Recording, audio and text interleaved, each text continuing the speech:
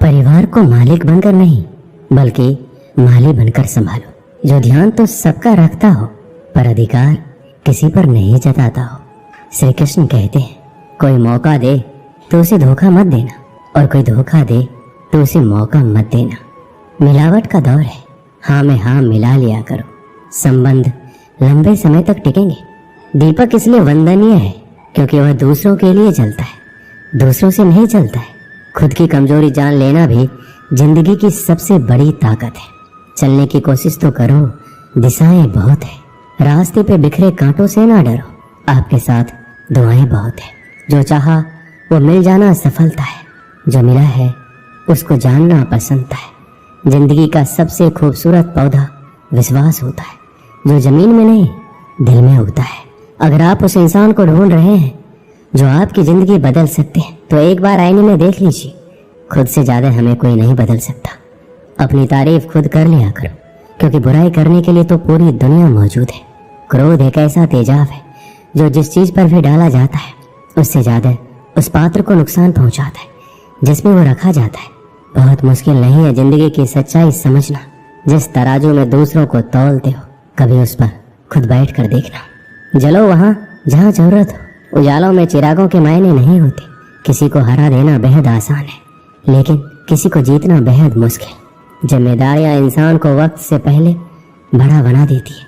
समय वह है जिसे हम सबसे ज्यादा चाहते हैं पर जिसे हम सबसे गलत तरीके से उपयोग भी करते हैं। त्याग के बिना कुछ भी पाना संभव नहीं है। एक सांस लेने के लिए पहली सांस छोड़नी पड़ती है। पतझड़ में सिर्फ पत्ते गिरते हैं।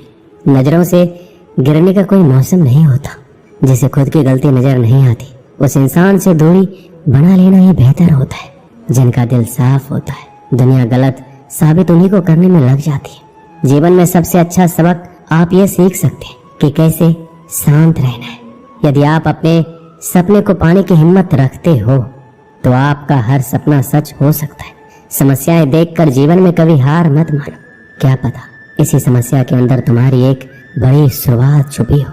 अगर कष्ट बड़ा है तो कामयाबी भी बड़ी ही मिलेगी। भीतर क्षमा हो क्षमा निकलेगी। भीतर क्रोध हो क्रोध निकलेगा। भीतर प्रार्थना हो तो प्रार्थना निकलेगी। नफरत हो तो नफरत। इसलिए जब भी कुछ बाहर निकले तो दूसरों को दोषी मत ठहराना। आशा और विश्वास कभी गलत नहीं होती। बस ये हम पर निर्भर करता है कि हमने किससे आशा और किस पर विश्वास करना है। विचारों की खूबसूरती कहीं से भी मिले चुरा लो क्योंकि चेहरे की खूबसूरती तो उम्र के साथ बदल जाती है मगर विचारों की खूबसूरती हमेशा दिलों में अमर रहती है। जब हम कोई भी कार्य भगवान की याद में रहकर करते हैं तो उसमें भगवान की शक्तियां हमारी मदद करती है और हमारी सफलता निश्चित हो जाती है। अपनी परिस्थिति परमात्मा को सौंप दीजिए क्योंकि जितना आप जीवन भर में कर सकते हैं उससे कहीं ज्यादा वो एक पल में कर सकते हैं। जिस इंसान को भगवान पसंद करते हैं, जिसे वो अपना खास बनाना चाहते हैं, उन्हें वो हमेशा असफल रखते हैं, हमेशा उनकी जिंदगी में मुसीबत डालते हैं। अगर आप हार रहे हो तो ये बड़ा संकेत है कि भगवान के उन खास इंसानों में से आप एक हो जिन्हें वो आगे पहुंचाना चाहते हैं। दुनिया में कुछ ऐसे इंसान होते हैं जिन्हें आप कितना भी प्यार मान सम्मान दो फिर भी क्या करते हो, सिर्फ धोखा ही देते हैं क्योंकि आप लोगों की फितरत कभी नहीं बदल सकते। पत्नी पसंद से मिलती है मगर माँ बाप तो पुण्य से मिलते हैं। उनकी परवाह मत करो जिनका विश्वास वक्त के साथ बदल जाए। परवाह सदा उनकी करो जिनका विश्वास आप पर तब भी बना रहे जब आपका वक्त बदल जाए। रिश्ता चाहे जो भी हो मजबूर नहीं मजबूत होना चाहिए। जीवन में धैर्य अत्यंत महत्वपूर्ण है क्योंकि यह बात हमेशा याद रखिए, बूंद बूंद पानी से ही घड़ा भरता है।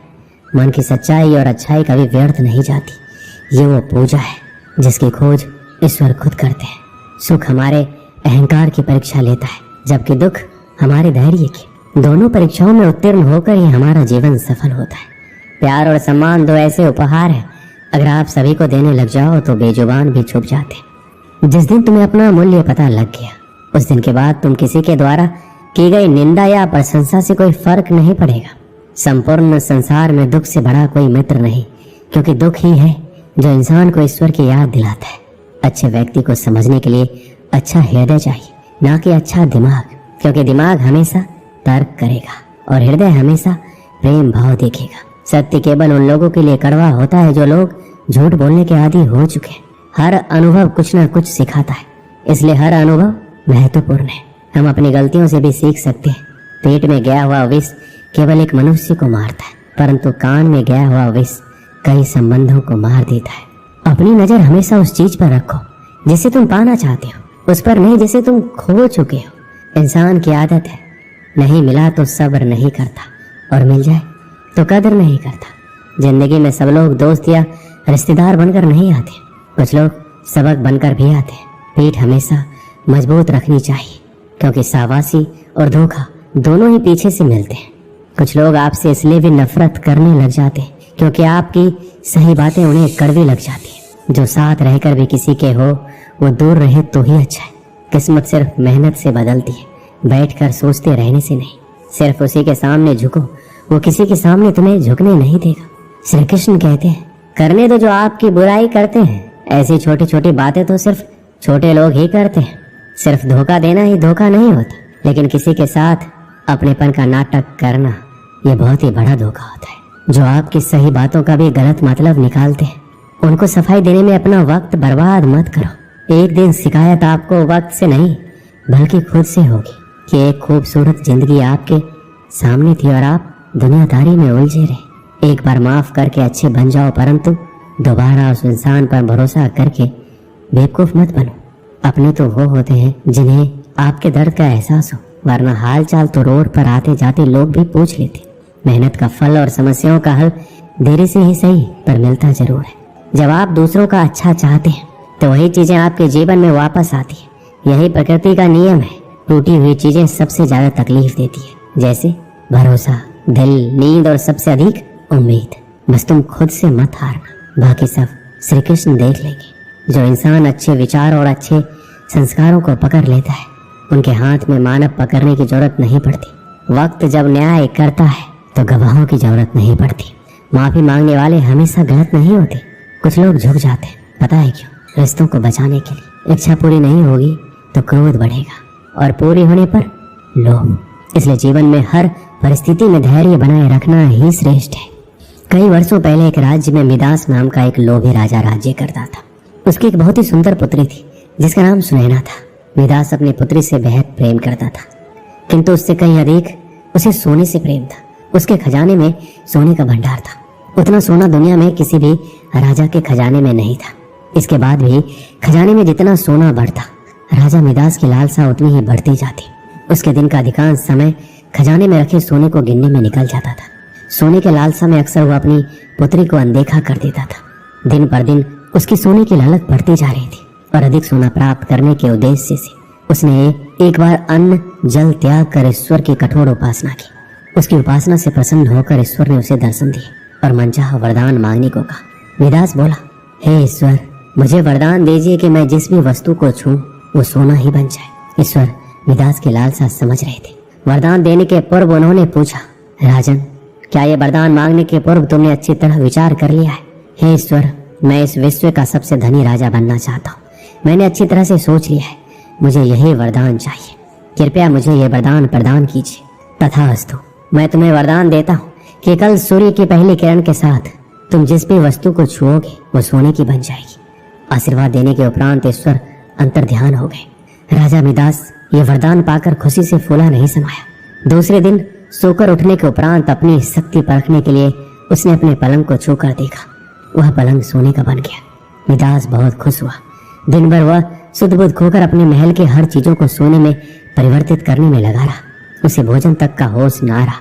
शाम तक वह थक कर चूर हो गया था। उसे जोरों की भूख लग गई थी। उसने अपने सेवकों को भोजन परोसने के लिए कहा। भोजन परोसा गया, किंतु ये क्या? जैसे उसने भोजन को हाथ लगाया तो सोने में परिवर्तित हो गया। अब सोने को तो खाया नहीं जा सकता था। भूख से बेहाल राजा मिदास ने फल खाकर भूख मिटानी चाहिए, किंतु उसके छूते ही वो भी सोने में परिवर्तित हो गया। वह गुस्से से तिलमिला उठा और उठकर बाहर चला गया। बाहर टहलते हुए अपने महल के उद्यान में पहुंचा। वहां उसने देखा कि उसकी नन्ही पुत्री सुनैना खेल रही है। उसका सुंदर मुख देख राजा के मन में प्रेम उमड़ आया। कुछ क्षणों के लिए वह अपनी भूख भूल गया। जब सुनैना ने अपने पिता को देखा तो उसके पास दौड़ी चली आई और प्रेम पूर्वक उससे लिपट गई। राजा मिदास ने प्रेम जताते हुए उसके सिर पर हाथ फेरा और तुरंत ही वह सोने में परिवर्तित हो गई। अपनी नन्ही पुत्री को सोने का बना देख वह दुखी हो गया और रोने लगा। उसने पुनः ईश्वर से प्रार्थना की। प्रार्थना सुनकर ईश्वर प्रकट हुए और उसने पूछा, राजन क्या हुआ, अब तुम्हें क्या वरदान चाहिए? मिदास रो रो कर कहने लगा, हे ईश्वर मुझे क्षमा करें, सोने की लालसा में मेरी बुद्धि भ्रष्ट हो गई थी। मैं ये वरदान मांग बैठा था, किंतु अपनी पुत्री को खोने के बाद अब मेरी आंखें खुल गई है। मुझे समझ आ गया है कि हर वस्तु अमूल्य है और उन सब में सबसे अमूल्य है मेरी पुत्री।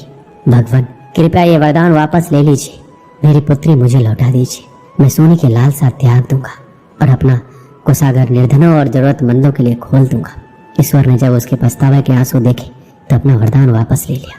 दूसरे दिन सूर्य की पहली किरण के साथ सारी वस्तुएं अपने वास्तविक रूप में आने लगी। राजा मिदास की पुत्री भी अपने वास्तविक रूप में आ गई। उसने अपने वचन के अनुसार अपना कोषागार निर्धनों और जरूरतमंदों के लिए खोल दिया। उसका लोभ खत्म हो चुका था। वो एक संतुष्ट जीवन व्यतीत करने लगा। इस कहानी से हमें क्या सीख मिलती है? धन महत्वपूर्ण अवश्य है, किंतु सर्वस्व नहीं। प्रेम, खुशी, संतुष्टि कभी भी धन से खरीदी नहीं जा सकती। इसलिए लोभ ना करें। लोभ का परिणाम हमेशा बुरा ही होता है। दोस्तों इस वीडियो में बस इतना ही। मिलते हैं अगली वीडियो में। अपना ख्याल रखिएगा। जय श्री कृष्ण।